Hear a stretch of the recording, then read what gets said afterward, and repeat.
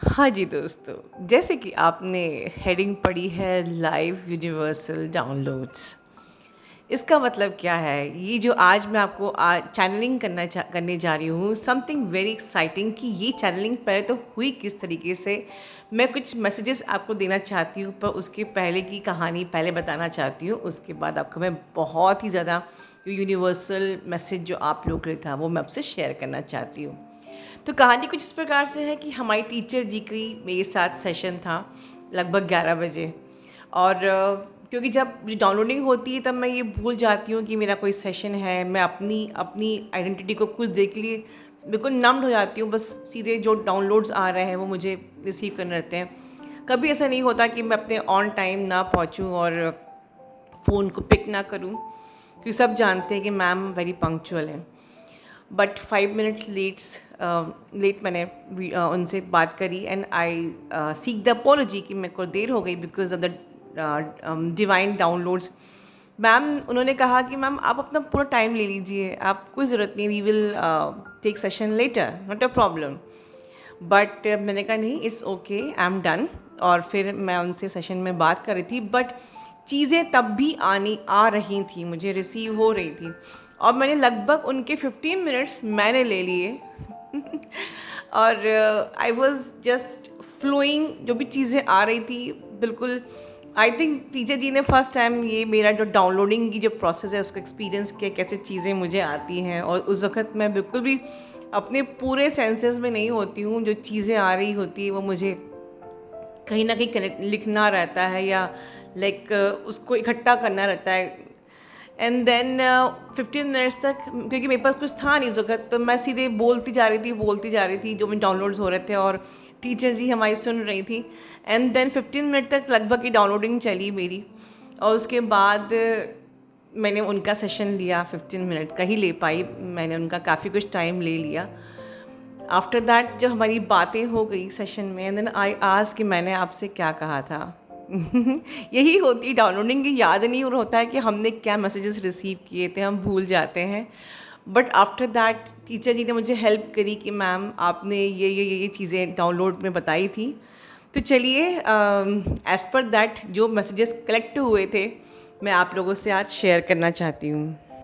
पहली चीज़ तो ये थी, जो मुझे मैसेज रिसीव हुआ था कि इस वक्त आप लोगों को पीछे खींचा जा रहा है।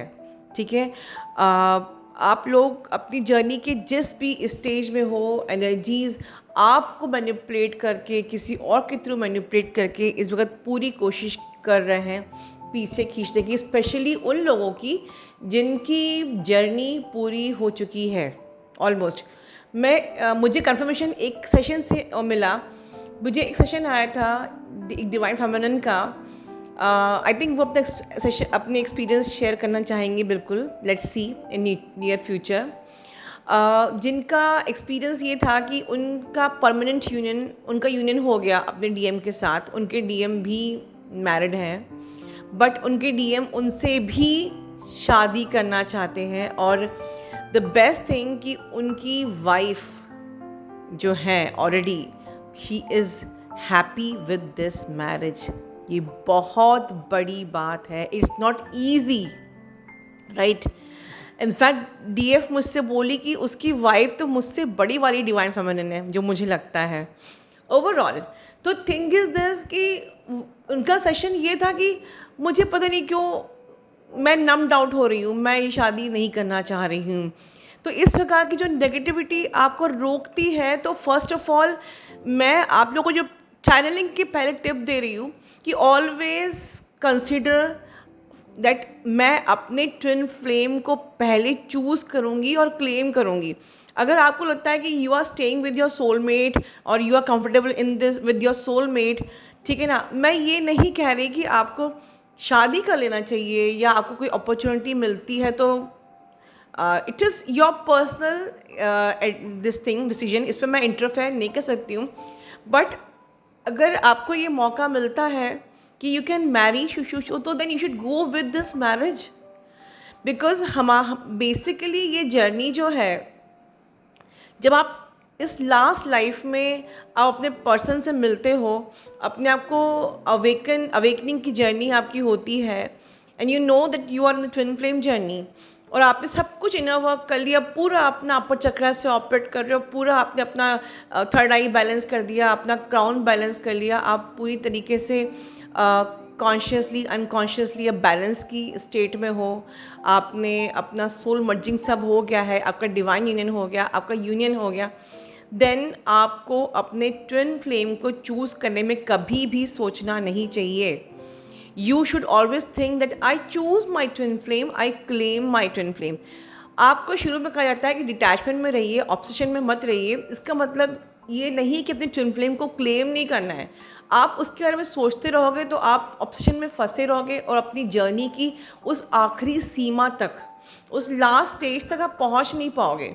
And that is the reason कहा जाता है कि डीएम से न्यूट्रल बात करिए, या बहुत ज़्यादा इंटीमेसी मत कीजिए, बहुत ज़्यादा इंटेंसिटी मत दीजिए, जिससे कि आप पहले तो अपनी जर्नी की अपनी उस जर्नी की चरम सीमा पर पहुंच जाइए. ठीक है, आप पहुंच गए तो your DM is yours only. You should choose your twin flame, you should claim your twin flame. जो बात मैंने आज से 2 साल पहले बताई थी, मैं वीडियो की हेडिंग ही थी क्लेम योर ट्विन फ्लेम, और यहीं से चालू हुआ है ये term claim your twin flame, जो आप कई जगह सुनते होंगे. So you should always choose and claim your twin flame. ठीक है, एंड कभी भी जब आपकी यूनियन होती है तो कभी भी डाउट मत करिए कि मुझे मेरी ट्विन फ्लेम को चुनना चाहिए या नहीं चुनना चाहिए. अगर आप डाउट कर रहे हो तो ये आपकी ओवर थिंकिंग भी एक नेगेटिविटी बन के आपको आके नीचे पीछे खींच रही है. तो ये बहुत ही स्ट्रॉन्ग एनर्जी, इस टाइप की एनर्जी मुझे जब पिक हो रही थी, तो इसी का मुझे डाउनलोड था कि बहुत से लोग चरम सीमा पे आने के बाद भी पीछे खींचे जा रहे हैं because of their own thinking, because of their कि वो अब रनर एनर्जी से ऑपरेट कर रहे हैं, उनकी एनर्जी रनिंग वाली एनर्जी हो गई है. तो अगर आप रनिंग वाली एनर्जी से ऑपरेट कर रहे हो, ठीक है, मैंने बहुत तपस्या करी और मुझे डीएम से बहुत प्यार भी है, but now I don't want. तो इस रनिंग वाली एनर्जी में आप जो आ रहे हो, ये भी नेगेटिविटी है जो आपको पीछे खींचना चाहती है. तो now you are operating with your logical mind. पूरी आपने जर्नी पूरी कर ली, अपने को बैलेंस कर लिया, और अब अगर आप लॉजिकल माइंड से ऑपरेट करें तो कहाँ आपने बैलेंस किया है, राइट? जो बैलेंस में होता है, इसका थर्ड आई बैलेंस, इसका क्राउन बैलेंस है, वो लॉजिकल माइंड से ऑपरेट नहीं करता है.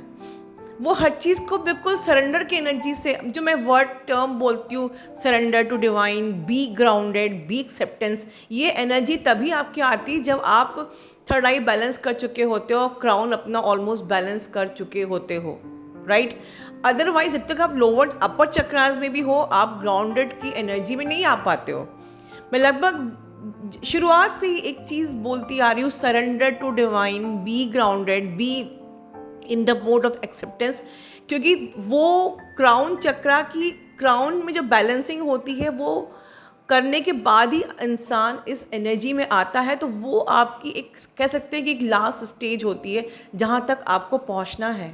ठीक है, इसी में एक चीज़ ऐड करना चाहूँगी कि जो लोग सोचते हैं कि हम यूनियन में आ चुके हैं, हम डीएम से बात कर रहे हैं, या हम मिल रहे हैं, या हमारी आराम से इंटीमेसी हो रही है, तो इसका मतलब ये नहीं है कि आपकी जर्नी पूरी हो गई, अब आपको आगे बढ़ना ही नहीं है. मैं बार बार रिपीट कर रही हूँ, यूनियन की ये जो स्टेजेस हैं, इसमें आपको लोअर चक्रा से अपर चक्रा से थर्ड आई के पे आप जब आप बैलेंस होते हो, आपका मरकबिक फील्ड क्रिएट होता है, देन आपकी soul merging and crown chakra activation and balancing. ये इस प्रोसेस, जब तक आप इस एक्टिवेशन तक नहीं पहुंचते हो, आपकी जर्नी पूरी नहीं हुई है. और जब आप यहाँ पहुँचते हो तब सारे प्रश्न खत्म हो जाते हैं, अटैचमेंट डिटैचमेंट ख़त्म हो जाता है, सही गलत ख़त्म हो जाता है, राइट रॉन्ग ख़त्म हो जाता है. आप वननेस की एनर्जी को एक्सपीरियंस करते हो, आप डिवाइन यूनियन को एक्सपीरियंस करते हो. डिवाइन से कोई सवाल नहीं बचता है, डिवाइन से कोई शिकायत नहीं बचती है. तो ये यहाँ तक आपको पहुँचना है. And today in this video ask yourself कि क्या वहाँ तक पहुँचे हो. अगर पहुँचे हो तो कमेंट बॉक्स पे लिखो, जो नहीं पहुँचे हैं वो भी लिखो. देन आपको पता होना चाहिए कि मैं अपनी जर्नी पे कहाँ तक पहुँची हूँ और मुझे कहाँ तक पहुँचना है.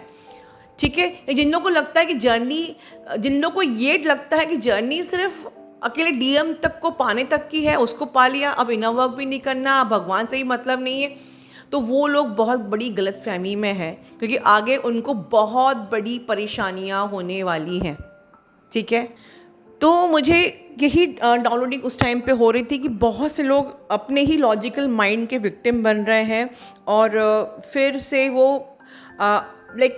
वो इतने आगे आके पीछे खींचे जा रहे हैं। ये सब बातें मैंने टीचर जी से भी शेयर की थी। तो आप ये समझ लीजिए कि इतनी आसान नहीं है ये थर्ड आई से क्राउन तक की यात्रा भी। थर्ड आई तक की यात्रा भी ऐसी होती है कि जब तक आप लोअर चक्रा से हैं, आप 3D से ही जुड़े हुए हैं एक प्रकार से। ठीक है, 3D की मटीरियलिस्टिक चीज़ों से कनेक्टेड हो आप, शिकायतें, all the low vibration energies. जब आप अपर चक्रास में आप आते हो तो वहाँ जाके आप थोड़ा सा अपने आप को विभक्त करते हो अटैचमेंट से। You understand the detachment from the materialistic things. ठीक है, और आप अनकंडीशनल लव की एनर्जी में आते हो। ठीक है, अपर चक्रास तक, जहाँ आप अपने आप को अच्छे से व्यक्त कर पाते हो। बट परमानेंट जो बैलेंसिंग होती है वो आपकी थर्ड आई पर ही होती है। और ये आपको सिर्फ चक्रास करने से नहीं होगा, ये आपको अपनी जर्नी पर धीरे धीरे एक्सपीरियंस करने से, अपने एक एक ब्लॉकेजेस को हील करते करते, सिस्टमेटिक इनर वर्क करते करते आप उस बैलेंसिंग की स्टेज में आते हो। और जब आप इस स्टेज में आते हो तब आपके डीएम की जो अवेकनिंग प्रोसेस है वो शुरू होती है। ठीक है, जब आप अपर चक्रास में इस स्टेज तक आते हो, और समझ लीजिए कि जब आपने थर्ड आई क्रॉस कर ली तो आपका डीएम और आप की सोल मर्जिंग जिसे कहते हैं वो थर्ड आई पे होती है। कहीं ना कहीं थर्ड आई से क्राउन तक की जो यात्रा होती है आपकी, इसमें थोड़ा बहुत आगे पीछे करके आप लोग दोनों एक लेवल पे आ जाते हो।